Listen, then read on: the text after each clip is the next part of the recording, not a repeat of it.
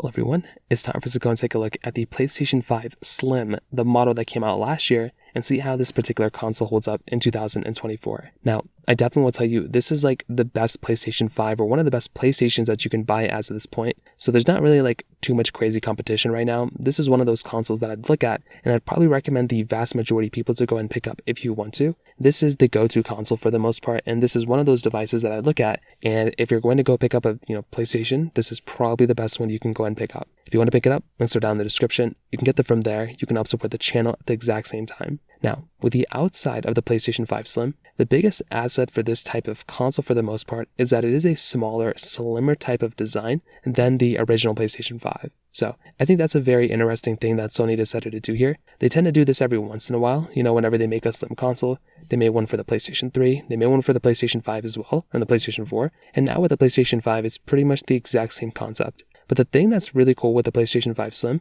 is that within this particular console, what they ended up trying to do is try to give it, a little bit of an interesting change, but they gave it a really, really interesting kind of feature, which gives it the capability of having that disk slot or, basically turning off that disk slot whenever you're done with it. And I think that's actually a very interesting thing that's going on here. Now, the thing with the PlayStation 5 Slim, it's a slim console, but the thing that they really wanted to do here was make it not only 30% smaller, but also 24% lighter as well than the 2020 model. So that was actually a pretty crazy thing that they were able to do that. And that in and of itself, again, is a really nice thing. It's still bigger than an Xbox Series S, but it is significantly smaller than the standard PlayStation 5 that originally came out in 2020. Now, another big thing to go on here too with this particular model is the fact that with the PlayStation 5 Slim, you have the capability of adding in that disc tray like before. So we never really had this type of capability before, but what you can basically do is, let's say you bought the PlayStation 5, the digital model, the one without the disc tray, you can actually go through and purchase that disc tray separately,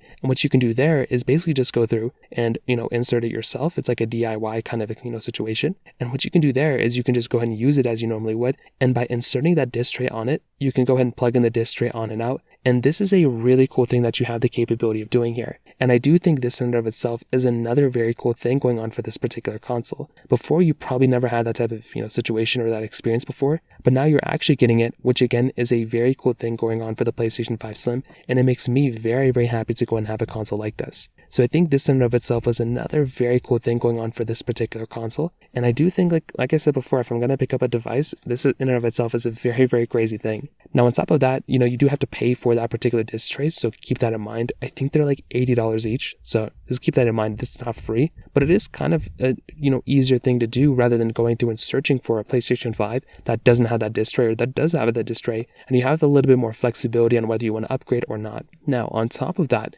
another big thing with the PlayStation 5s, I would say for the Slim model, is the fact that it's been out for a couple of months now. You can probably buy some in the used market maybe, but the thing I love the most about the PlayStation 5 right now is the fact that, for one, there's still a lot of games being developed and manufactured for this thing, but even when you look at the back catalog of already PlayStation 5 released games, there's already a ton of games that are already available. So this is a very cool thing going on for the PlayStation 5 Slim, because there's already so many devices available right now, and you can actually just go through and pick up a PlayStation 5, a PlayStation 5 Slim, and have a bunch of games already available for it, which makes me very, very happy to go and pick up. And I do think this is also another very cool thing going on for the PlayStation 5 Slim when it comes down to it. Beyond that though, there's not really anything else super crazy going on for the Slim model that we haven't already seen before. I think it's a beautiful device, and I think it still has a humongous future ahead of it, but I would say if you still want to maybe save some money, if you have a PlayStation 5 digital laying around, other than the design change, there's not really too many other changes here, and I'd probably recommend just keeping that console for the most part. So that's kind of how the PlayStation 5 Slim holds up in 2024. If you have any other thoughts or questions, let me know in the comment section below. Hit the like button, that would mean so much, but definitely hit that subscribe button.